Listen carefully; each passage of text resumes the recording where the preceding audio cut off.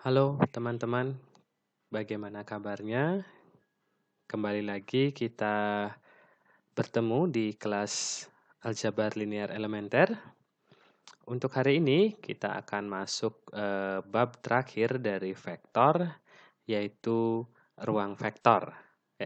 Jadi dalam bab ini kita akan mempelajari sesuatu yang sistemnya lebih aksiomatis daripada vektor-vektor yang kita pelajari di dua bab sebelumnya.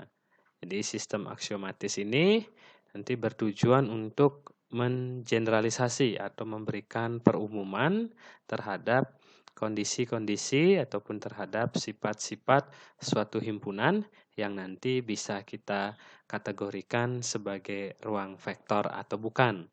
Dua bab sebelumnya, yaitu vektor R2 dan R3, serta juga vektor Euclid Rn. Ini merupakan pengantar awal sebelum kita masuk ke bagian terakhir ini, yaitu ruang vektor. Baik, kita akan mulai dengan pendahuluan. Ya, perhatikan kembali himpunan-himpunan berikut ini. Ya, jadi himpunan yang pertama ini dengan notasi R seperti ini merupakan himpunan semua bilangan real. Tentu saja kalian semuanya sudah familiar dengan himpunan ini. Dan himpunan yang kedua, Rn, merupakan vektor dengan n komponen. Jadi bisa dinyatakan X1, X2, Xn. Ini adalah vektor-vektor yang kita pelajari pada bab sebelumnya. Oke, kita bisa memberikan label. Untuk himpunan yang pertama kita bisa berikan label skalar, sementara untuk himpunan yang kedua kita bisa berikan label sebagai himpunan vektor. Oke, jadi selain dua himpunan ini, diperhatikan kembali akan juga ada dua operasi, yaitu penjumlahan, di mana operasi penjumlahan di sini, yaitu didefinisikan antar anggota dari himpunan Rn, sementara perkalian skalar itu adalah operasi yang didefinisikan antara anggota dari R dan juga dengan anggota Rn. Oke, jadi interaksi operasi penjumlahannya ini adalah berinteraksi antar anggota Rn, sementara untuk perkalian skalar yaitu antara anggota R dan anggota Rn. Oke, untuk lebih jelasnya kita bisa lihat definisinya. Untuk yang pertama, operasi penjumlahan yang sudah kita pelajari pada bab sebelumnya, yaitu adalah vektor pertama dijumlahkan dengan vektor kedua. Ini hasilnya adalah suatu vektor yang komponen-komponennya diperoleh dengan cara menjumlahkan komponen-komponen yang seletak dari dua vektor yang diberikan. Jadi misalkan X1, X2 sampai Xn ditambahkan dengan vektor Y1, Y2 sampai Yn. Tentu saja hasilnya adalah vektor yang komponen pertamanya berasal dari komponen pertama dari vektor yang pertama dan dijumlahkan dengan komponen pertama vektor yang kedua. Begitu juga untuk komponen-komponen berikutnya. Ini adalah operasi yang kita kenal sebelumnya. Jadi operasi penjumlahan yang sudah biasa kita pelajari dalam vektor Rn. Sementara itu untuk yang kedua, untuk perkalian skalar yang dimaksud adalah yaitu mengalihkan atau mengoperasikan elemen anggota R dengan suatu elemen anggota Rn.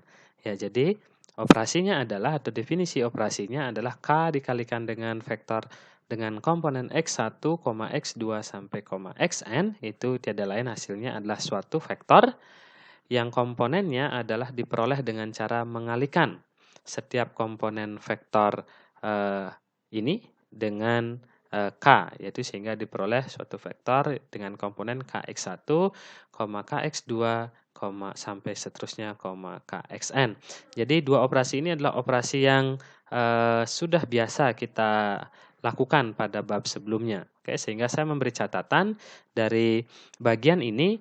Yang pertama kita bisa memperhatikan ada dua himpunan, oke, yaitu himpunan skalar dan himpunan vektor, dan juga ada dua jenis operasi, yaitu operasi penjumlahan yang didefinisikan antar anggota Rn dan juga operasi perkalian skalar yang didefinisikan pada anggota R dan juga anggota Rn.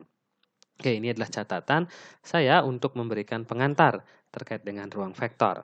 Oke, pada bagian berikutnya kita akan melihat bagaimana saja sifat-sifat yang berlaku pada operasi penjumlahan maupun perkalian skalar. Oke, jadi saya tampilkan pertama di sini adalah operasi penjumlahan dan operasi perkalian skalar, definisinya dengan mengambil di slide sebelumnya. Oke, kita lihat sifat-sifat yang berlaku. Yang pertama, kita lihat ketika kita mengambil dua buah vektor di Rn dengan komponen x1, x2, xn dan vektor yang kedua y1, y2 sampai yn, kita perhatikan penjumlahannya. Oke, dengan definisi penjumlahan, kita bisa perhatikan bahwa vektor ini merupakan anggota Rn. Oke, jadi X1 tambah Y1 ini merupakan anggota R, X2 tambah Y2 juga anggota R, sampai Xn ditambah Yn juga merupakan anggota R. Oke, jadi sifat ini kita sebut sebagai sifat tertutup terhadap operasi penjumlahan. Oke, untuk sifat yang kedua, kita bisa perhatikan bahwa di sini adalah sifatnya adalah sifat komutatif, oke, pada penjumlahan. Jadi vektor X dengan vektor Y dijumlahkan sama saja dengan menjumlahkan vektor Y dengan vektor X. Oke, kemudian sifat berikutnya ada sifat asosiatif. Jadi ketika ada 3 buah vektor X, Y, dan Z, bahwa jumlahan dari vektor X plus Y, kemudian ditambahkan dengan Z, hasilnya sama saja dengan jumlahan antara vektor X yang dijumlahkan dengan vektor Y ditambah vektor Z, asosiatif. Oke. Jadi sudah familiar saya kira tertutup, komutatif, asosiatif bagi kalian. Dan kemudian yang keempat, kita bisa cermati bahwa di dalam Rn, ini adalah vektor 0, yaitu adalah vektor dalam Rn yang semua komponennya adalah 0. Oke, kalau kita ambil sembarang vektor di Rn, x1, x2 sampai dengan xn, maka bisa kita pastikan jumlahan kedua vektor tersebut tetap hasilnya adalah x1, x2 sampai xn. Ya, ini adalah yang namanya elemen identitas pada penjumlahan. Oke. Dan berikutnya yang kelima, untuk setiap vektor x di Rn, ya pasti selalu bisa ditemukan suatu vektor dengan komponen negatif X1, negatif X2, negatif X3, sedemikian sehingga kalau dijumlahkan, itu hasilnya merupakan vektor 0 atau merupakan elemen identitas terhadap penjumlahan. Oke, elemen-elemen ini yang model seperti ini dikatakan sebagai elemen inverse terhadap operasi penjumlahan. Oke, jadi sekiranya ada 5 sifat yang berhubungan dengan operasi penjumlahan pada Rn. Selanjutnya, sifat-sifat berikutnya kita akan lihat selain sifat penjumlahan yaitu sifat perkalian skalar. Oke, sifat berikutnya kalau kita lihat bahwa setiap kita mengalihkan setiap kita mengambil suatu skalar di R dan kemudian sembarang vektor X di Rn, ketika kita kalikan dengan definisi seperti tadi, bahwa kx1, kx2, dan seterusnya sampai kxn ini juga merupakan anggota dari Rn. Oke, jadi sifat perkalian skalarnya pun bersifat tertutup. Jadi selain penjumlahan, perkalian skalarnya pun juga bersifat tertutup. Oke, selain itu kita juga bisa lihat bahwa setiap kita mengambil skalar K dan 2 buah vektor di Rn, ya kita bisa tentukan bahwa K dikalikan dengan jumlahan kedua vektor tersebut, tiada lain hasilnya adalah K dikalikan dengan vektor yang pertama ditambahkan dengan K dikalikan dengan vektor kedua. Ya, ini serupa dengan sifat distributif ya. Saya menyebutnya dengan distributif tipe 1. Oke, dan kemudian yang ke-8, oke, setiap kita mengambil 2 buah skalar K dan L di R dan 1 buah vektor di Rn, kita bisa tentukan bahwa K plus L dikalikan dengan vektor X itu kalau berdasarkan definisi perkalian skalar di Rn tadi, bahwa setiap komponennya kita kalikan dengan K plus L kali X1, K plus L kali X2, K plus L kali Xn. Tiada lain ini ketika berlaku sifat distributif perkalian terhadap penjumlahan, ini akan bisa berlaku bahwa K dikalikan dengan X ditambah dengan L dikalikan dengan X. Ini juga disebut sebagai distributif tipe yang kedua. Oke, jadi perbedaannya dengan nomor 7, kalau nomor 7 skalarnya 1, vektornya 2, Kalau nomor 8, skalarnya yang 2, vektornya yang 1.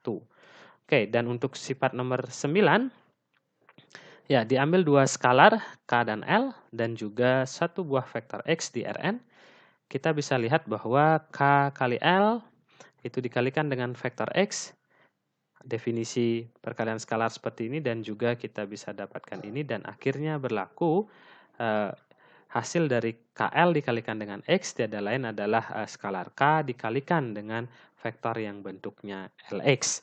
Jadi ini asosiatif antara skalar dan vektor.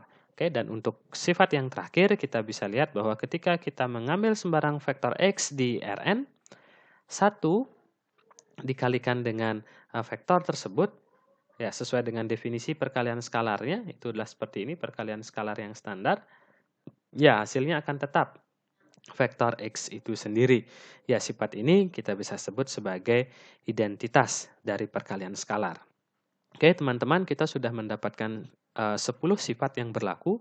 Sekiranya sifat ini yang akan kita gunakan untuk membangun yang namanya sistem aksioma dari ruang vektor. Oke, jadi bagian berikutnya saya akan tampilkan aksioma dari ruang vektor. Oke, jadi awalnya adalah diberikan himpunan tak kosong V yang dilengkapi dengan operasi penjumlahan, dan antar anggota V. Jadi operasi penjumlahannya itu didefinisikan antar anggota V. Selain itu juga didefinisikan operasi perkalian skalar, yaitu antar anggota himpunan semua bilangan real dan anggota V. Himpunan V ini dikatakan sebagai ruang vektor atas R jika memenuhi sifat-sifat berikut. Tentu saja sifatnya akan sesuai dengan sifat yang kita bahas tadi. Jadi ada 10 sifat yang mesti dipenuhi ketika kita mendefinisikan V itu merupakan ruang vektor atas himpunan semua bilangan real. Oke, yang pertama sifat tertutup, yang kedua sifat komutatif, yang ketiga sifat asosiatif, yang keempat itu identitas terhadap penjumlahan, dan yang kelima itu adalah inverse terhadap penjumlahan. Oke, jadi 5 sifat pertama itu hanya melibatkan operasi penjumlahan saja. Sementara 5 sifat berikutnya itu adalah kombinasi antara perkalian skalar dan penjumlahan vektor. Oke, sifat yang keenam itu adalah sifat tertutup terhadap perkalian skalar. 7 itu adalah distributif tipe 1, yang kemudian 8 ini adalah distributif tipe 2. Kemudian yang 9 itu adalah asosiatif untuk skalar dan vektor, dan yang ke-10 ini adalah sifat identitas perkalian skalar. Oke, jadi ketika himpunan V ini dikatakan ruang vektor atas himpunan bilangan real, maka ke-10 aksioma ini harus terpenuhi. Jika salah satunya saja tidak terpenuhi, maka dapat dikatakan himpunan V bukan merupakan ruang vektor atas R. Oke, untuk selanjutnya kita akan melihat contoh-contoh dari himpunan-himpunan maupun operasi yang merupakan ruang vektor atau bukan ruang vektor. Oke, yang pertama, karena tadi kita mulai di pendahuluan dengan vektor Rn dengan operasi penjumlahan dan perkalian skalar yang standar, dan juga memenuhi ke-10 aksioma yang ditetapkan sebagai ruang vektor, maka kita bisa simpulkan bahwa himpunan Rn merupakan ruang vektor atas R, tentu saja dengan operasi penjumlahan dan perkalian yang standar. Jadi standar ini dimaksudkan adalah operasinya adalah operasi yang biasa. Jadi penjumlahannya menjumlahkan antar komponen, dan perkalian skalarnya adalah mengalikan setiap komponen dengan skalar. Jadi itu yang dimaksud dengan operasi yang standar, artinya yang biasa dilakukan. Karena dalam matematik tentu saja kita akan bisa membuat atau mendefinisikan operasi-operasi yang tidak standar atau yang tidak biasa dilakukan. Oke, itu contoh pertama. Jadi himpunan semua vektor Rn itu merupakan ruang vektor atas R. Contoh yang kedua, berikutnya adalah himpunan semua matriks yang berukuran 2 kali 2 dengan entry bilangan real, itu dinotasikan dengan seperti ini. Jadi M 2 kali 2 ini adalah ukurannya, dan R ini adalah entry-entry-nya berupa bilangan real. Oke, kemudian operasi penjumlahan pada himpunan tersebut Oke, pada himpunan matriks 2 kali 2 ini penjumlahannya ini juga merupakan penjumlahan yang standar pada matriks, ya, karena menjumlahkan komponen-komponen yang seletak. Dan juga perkalian skalarnya juga merupakan perkalian skalar yang standar, yaitu mengalikan setiap komponen pada matriks tersebut dengan skalarnya. Oke, mari kita lihat apakah himpunan matriks ini atau himpunan M2 kali 2 atas R ini merupakan ruang vektor atas bilangan real. Oke, kita lihat tentu saja untuk operasi penjumlahan pada matriks kita sudah pelajari bahwa sifat yang berlaku pasti tertutup, komutatif, dan asosiatif. Ya, sehingga sifat 1, 2, dan 3 atau aksioma 1 dan 2, 3, 1, 2, dan 3 pasti terpenuhi. Selanjutnya perkalian skalar pun pada matriks juga bersifat tertutup sehingga aksioma 6 juga terpenuhi. Baik, untuk berikutnya kita bisa perhatikan, kita ambil 2 buah skalar dan sebuah anggota di himpunan M2 kali 2 atas R, kita lihat apa yang terjadi. Ketika kita kalikan K plus L dengan matriks ini, sesuai dengan definisinya, bahwa kita akan mengalikan setiap entry dengan skalar K plus L, seperti ini. Ya, kemudian ini dengan sifat distributif, kita bisa dapatkan bahwa ini hasilnya adalah seperti ini. Jadi diuraikan, hasilnya 2 seperti ini, kita dapatkan 2 matriks.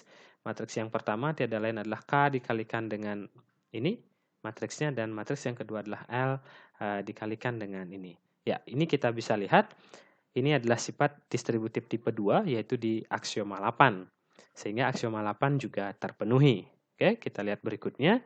Sampai sejauh ini kita sudah mendapatkan bahwa aksioma 1, 2, 3, kemudian aksioma 6 dan aksioma 8 sudah terpenuhi.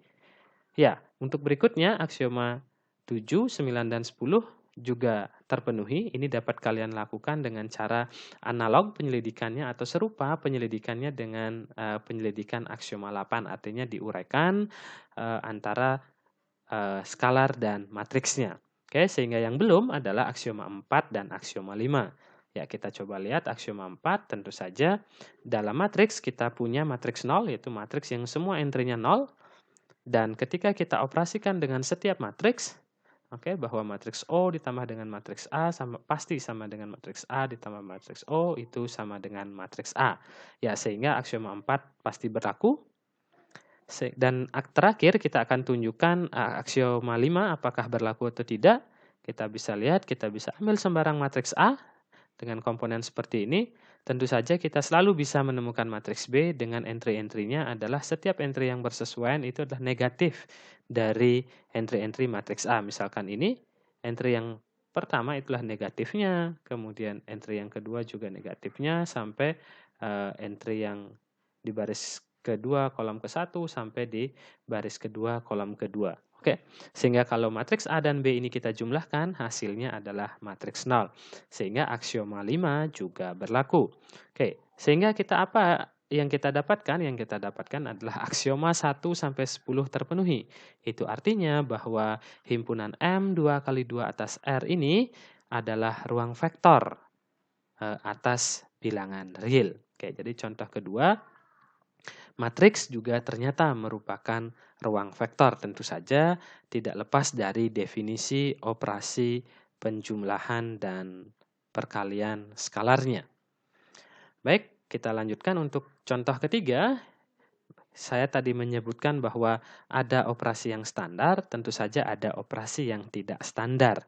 Misalkan himpunan semua bilangan real positif, jadi dinotasikan dengan R+, yaitu adalah himpunan X di mana X lebih dari 0 dengan X anggota real. Ya, didefinisikan operasi yang tidak standar atau tidak biasa, di mana penjumlahannya jadi X plus Y, artinya setiap X dan Y di anggota R positif, maka X plus Y di sini didefinisikan sebagai hasil kali antara X dan Y. Sementara perkalian skalarnya, setiap skalar real K dikalikan dengan X di real positif itu definisinya adalah X pangkat K.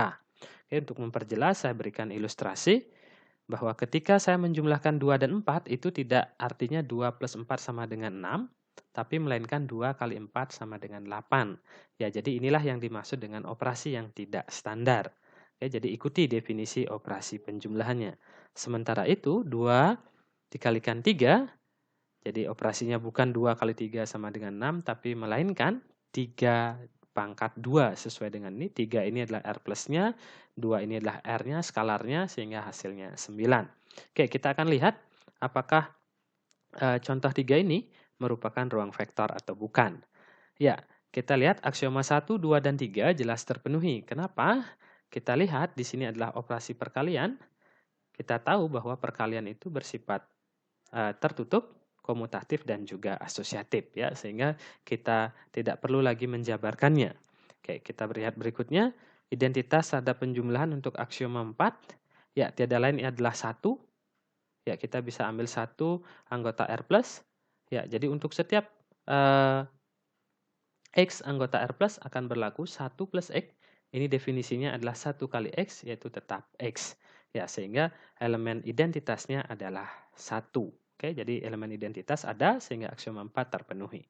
Sementara untuk inverse terhadap penjumlahan, untuk setiap X anggota R plus tentu saja kita bisa mendapatkan 1 per X. 1 per X ini selalu terdefinisi dan juga selalu merupakan anggota R plus karena X sendiri adalah anggota dari R plus.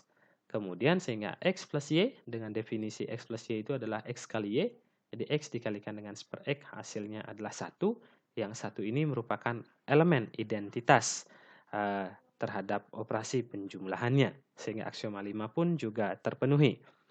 Ya, untuk aksioma 6 kita lihat, kita ambil sembarang K elemen R dan juga X elemen R plus. Kita lihat bahwa K kali X sama dengan X pangkat K ini selalu merupakan anggota dari R plus.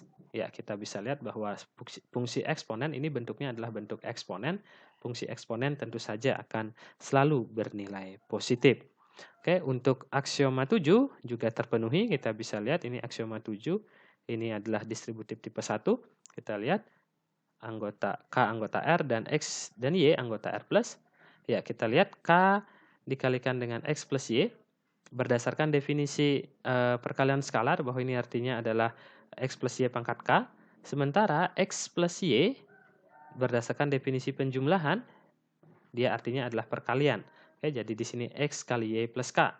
Oke, dengan sifat eksponen, ini artinya adalah X pangkat K kali Y pangkat K. Ya, X pangkat K sendiri kita kembalikan definisinya, dia adalah K kali X. Sementara Y pangkat K, dia adalah K kali Y. Nah, di sini ada bentuk perkalian. Kita kembalikan ke definisi penjumlahan, ini tiada lain adalah merupakan definisi dari KX plus KY. Ya, sehingga aksioma 7 juga berlaku. Oke, untuk berikutnya kita bisa lihat aksioma 8, distributif tipe 2, jadi kita mengambil 2 anggota R dan 1 anggota R plus. Kita lihat bahwa K plus L dikalikan dengan X, tiada lain sama dengan definisi perkalian skalar, yaitu X dipangkatkan dengan K plus L. Ya, jadi kemudian kita bisa dapatkan karena ini bentuknya penjumlahan dengan definisi sifat eksponen, kita bisa dapatkan X pangkat K kali X pangkat L, dan tiada lain ini artinya seperti ini, dan juga lagi-lagi kita dapatkan hasilnya adalah KX plus KL. Ya, sehingga aksioma 8 terpenuhi. Selanjutnya aksioma 9, kita lihat asosiatifnya, di KL anggota R dan X anggota R plus. Kita tahu bahwa KL kali X itu sama dengan X berpangkat KL, sama dengan juga X berpangkat LK, ini sama saja. Dan ini oke, maaf, ini di sini adalah sama dengan, ya, sini sama dengan X pangkat L dipangkatkan dengan K. Oke, X pangkat L ini sendiri definisinya adalah LX, dan sementara LX berpangkat K, ini definisinya adalah K dikalikan dengan LX. Ya, sehingga aksioma 9 pun terpenuhi. Dan terakhir, aksioma 10 juga terpenuhi. Untuk setiap X anggota R plus, pasti akan berlaku 1 kali X. Definisinya adalah X pangkat 1 sama dengan X. Oke, sehingga bisa kita simpulkan contoh 3 yaitu merupakan ruang vektor, yaitu R plus merupakan ruang vektor atas R dengan kedua operasi ini. Ya, itu adalah contoh dalam ruang vektor yang menggunakan operasi yang tidak standar. Oke, dari contoh 1, 2, dan 3 kita dapatkan contoh ruang vektor. Contoh berikut, atau contoh yang terakhir ini akan menjelaskan terkait suatu himpunan yang bukan merupakan ruang vektor. Kita coba perhatikan himpunan R2 ya dengan operasi penjumlahan dan perkalian skalar sebagai berikut. Sekali lagi kalau kita lihat operasi penjumlahannya, ini adalah operasi penjumlahan yang tidak standar. Jadi definisinya adalah X1 plus X2 plus 1 dan kemudian Y1 plus Y2. Jadi komponen pertama ini tidak standar. Oke. Dan juga perkalian skalarnya pun juga tidak standar. Kalau kita lihat definisinya hanya mengalihkan K dengan X1. Oke. Jadi ini operasi penjumlahan maupun perkalian skalarnya tidak standar. Oke, sebagai ilustrasi, ya ketika kita mengoperasikan 1,2 ditambah dengan 3, min 4, ini hasilnya adalah 1 plus 3 plus 1. Oke, komponen pertamanya ditambahkan dengan 1, 2 ditambah min 4. Jadi hasilnya adalah 5, negatif 2. Sementara untuk perkalian skalarnya, ketika kita 3 dikalikan dengan vektor 3, min 1, itu hasilnya adalah 3 kali 3, min 1. Hanya komponen pertama yang dikalikan 3, sehingga hasilnya adalah 9, negatif 1. Oke, kalian coba perhatikan aksioma 8. Oke, aksioma 8 kalau tidak salah merupakan distributif tipe 2, jadi ada 2 anggota R yang kita ambil, dan 1 anggota R2. Oke, kalau aksioma 8 terpenuhi, maka akan terpenuhi sifat ini. Jadi akan berlaku sifat ini. Kita coba lihat untuk ruas kiri dulu. Jadi bagian ini ruas kiri. K plus L dikalikan dengan X1, Y1. Sesuai dengan definisi, hanya mengalihkan komponen yang pertama saja dengan K plus L. Ya, jadi itu untuk ruas kiri. Sementara ruas kanan kita lihat. K dikalikan dengan X1, Y1 ditambah L dikalikan dengan X1, Y1 berdasarkan definisi perkalian skalarnya kita dapatkan hanya komponen pertama dikalikan K, begitu juga hanya komponen pertama dikalikan K, dikalikan dengan L. Dan ini dijumlahkan, hasil jumlahnya adalah berdasarkan definisinya adalah komponen pertama dijumlahkan dengan komponen pertama, oke, ini dia, kemudian ditambah 1. Untuk berikutnya, komponen kedua dijumlahkan dengan komponen kedua. Oke? Sehingga bagian ini hasilnya adalah kita bisa lihat K plus L, X1 plus 1, Y2. Tentu saja dua vektor ini adalah dua vektor yang berbeda. Jadi belum tentu sama. Di sini tidak ada plus satunya untuk komponen pertama, dan di sini ini Y1 dan kemudian di sini ada 2 Y1. Oke, jadi kita bisa lihat bahwa aksioma 8 ini tidak terpenuhi. Karena ada salah satu aksioma yang tidak terpenuhi, maka contoh 4 ini bukan merupakan ruang vektor. Oke, jadi saya harap dengan keempat contoh ini kalian bisa mulai memahami sistem aksiomatis yang berada ataupun yang berlaku pada ruang vektor. Baik, untuk mengasah kemampuan kalian terkait dengan konsep ruang vektor, saya memberikan latihan soal. Tentu saja latihan soalnya adalah menyelidiki himpunan-himpunan yang dilengkapi dengan operasi penjumlahan maupun perkalian skalar, apakah merupakan ruang vektor atau bukan. Oke, ada 5 latihan. Yang pertama untuk himpunan R2, ya menggunakan definisi operasi penjumlahan, nampaknya yang tidak standar, karena ada 2Y1, sementara perkalian skalarnya itu adalah perkalian skalar yang standar. Oke, untuk yang kedua, himpunan semua titik-titik yang terletak di sumbu X, tentu saja kalian tahu bagaimana bentuk ataupun elemen titik-titik yang terletak di sumbu X. Dan yang ketiga, jadi diberikan himpunan semua matriks yang berbentuk ataupun matriks yang berbentuk komponennya adalah matriks 2 kali 2, yang komponennya adalah A, B, 0, 1. Dengan A, B ini anggota R. Ya, kemudian operasinya adalah operasi penjumlahan dan perkalian skalar yang standar. Jadi seperti contoh 2 tadi.